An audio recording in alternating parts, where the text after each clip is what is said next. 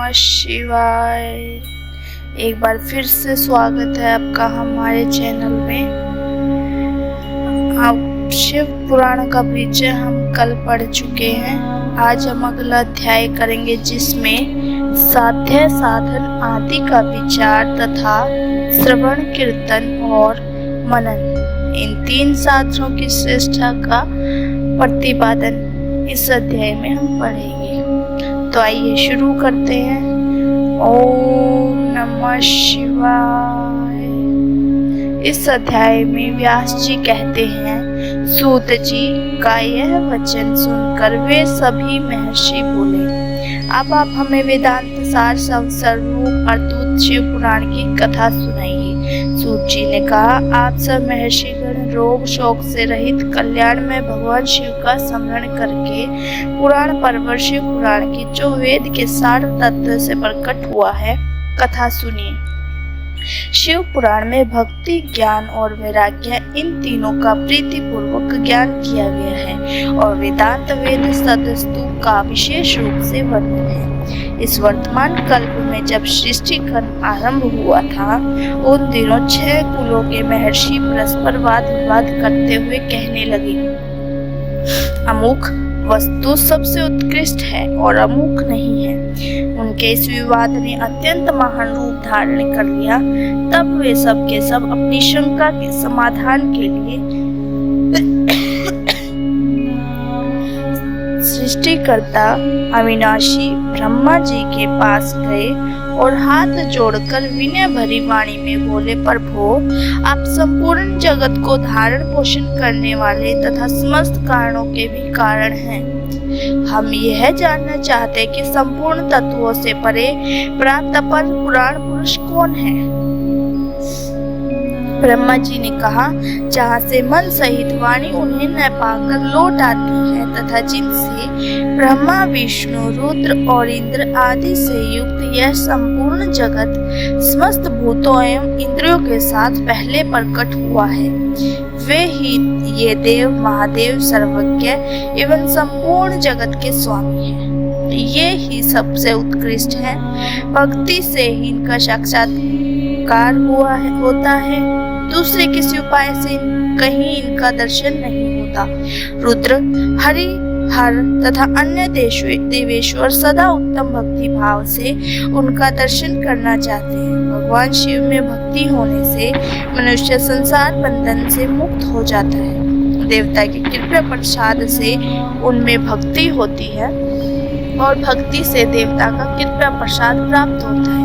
ठीक उसी तरह जैसे अंकुर से बीज और बीज से अंकुर पैदा होता है।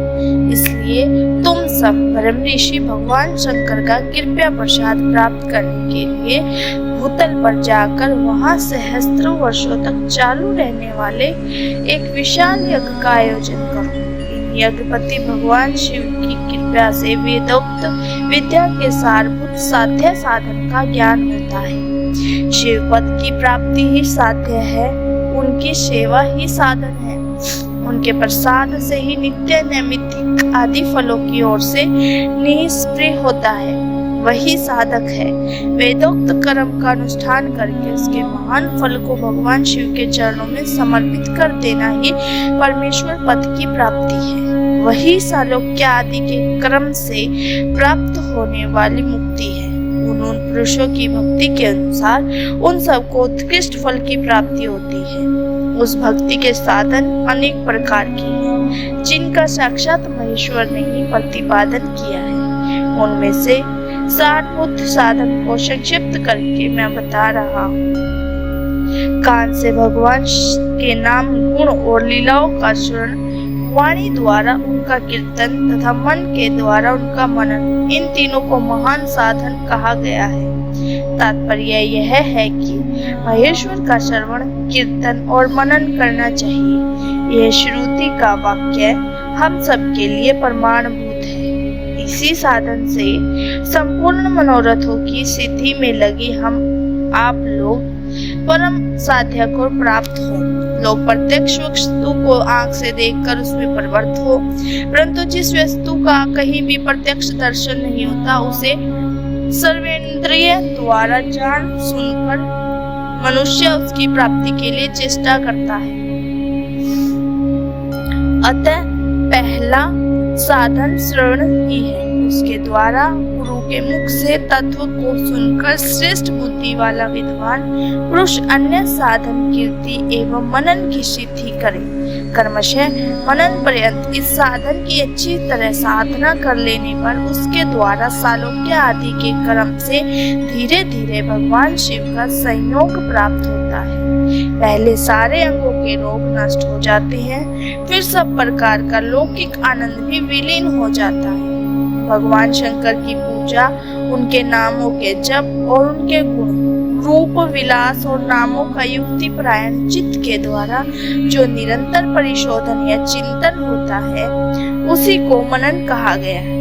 वह महेश्वर की कृपा दृष्टि से उपलब्ध होता है। उसे श्रेष्ठ साधनों में प्रधान या प्रमुख कहा गया है।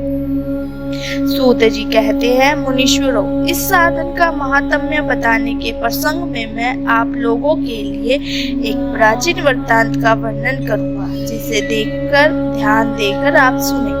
पहले की बात है, पराशर मुनि के पुत्र मेरे गुरु व्यास देव जी सरस्वती नदी के सुंदर तट पर तपस्या कर रहे थे। एक दिन सूर्य तुल्य तेजस्वी विमान से यात्रा करते हुए भगवान सनंत कुमार अकस्मात वहां जहाँ पहुँचे। उन्होंने मेरे गुरु को वहां देखा। वे ध्यान में मग्न थे। उससे जगने पर उन्होंने ब्रह्मपुत्र सनंत कुमार जी को अपने सामने उपस्थित देखा। देखकर वे बड़े वेग से उठे और उनके चरणों में प्रणाम करके मुनि ने उन्हें अर्घ्य देते हुए और देवताओं के बैठने योग्य आसन से ही अर्पित किया। तब प्रसन्न हुए भगवान सनंत कुमार विनीत भाव से खड़े हुए व्यास जी से गंभीर वाणी में बोले, मुने, तुम सत्य वस्तु का चिंतन करो। वह सत्य पदार्थ भगवान शिव ही है, जो तुम्हारे साक्षात्कार के विषय हो। भगवान शंकर का शरण, कीर्तन और मनन, ये तीनों महत्तर साधन कहे गए हैं। ये तीनों ही वेद सम्मत है। पूर्व काल में मैं दूसरे साधनों के संभ्रम में पड़कर घूमता घामता मंत्रांचल पर जा पहुंचा और वहां तपस्या करने लगा। तदंतर महेश्वर शिव की आज्ञा से भगवान नंदिकेश्वर वहां आए। उनकी मुझ पर बड़ी दया थी। वे सबके साक्षी शिव गणों के स्वामी भगवान नंदिकेश्वर मुझे स्नेह पूर्वक मुक्ति का उत्तम साधन बताते हुए बोले, भगवान शंकर का श्रवण, कीर्तन और मनन, ये तीनों साधन वेद सम्मत है और मुक्ति के साक्षात कारण है। यह बात स्वयं भगवान शिव ने मुझसे कही है। अतः ब्राह्मण, तुम श्रवणादि तीनों साधनों का ही अनुष्ठान करो। व्यास जी से बार बार ऐसा कहकर अनुगामियों सहित ब्रह्मपुत्र सनंत कुमार जी परम सुंदर ब्रह्म धाम को चले। इस प्रकार पूर्व काल के इस उत्तम वृत्तांत का मैंने संक्षेप में वर्णन किया। ऋषि बोले, सूत जी, श्रवण आदि तीन साधनों को आपने मुक्ति का उपाय बताया है, किंतु जो श्रवण आदि तीनों साधनों में असमर्थ हो, वह मनुष्य किसी उपाय का अवलंबन करके मुक्त हो सकता है। किस साधन बुद्ध कर्म के द्वारा बिना यत्न के ही मोक्ष मिल सकता है। आज का अध्याय इतना ही। यहाँ हमने जाना शिव को सुनने, कीर्तन और मनन करने से क्या क्या लाभ होते हैं, कैसे हम शिव की भक्ति कर सकते हैं। तो आज के लिए इतना ही। आप सभी का एक बार फिर से धन्यवाद हमारे चैनल से जुड़ने के लिए, और निरंतर आप ऐसे ही हमारी वीडियोस को देखते रहिए और भगवान के बारे में जानते रहिए। धन्यवाद। ओम।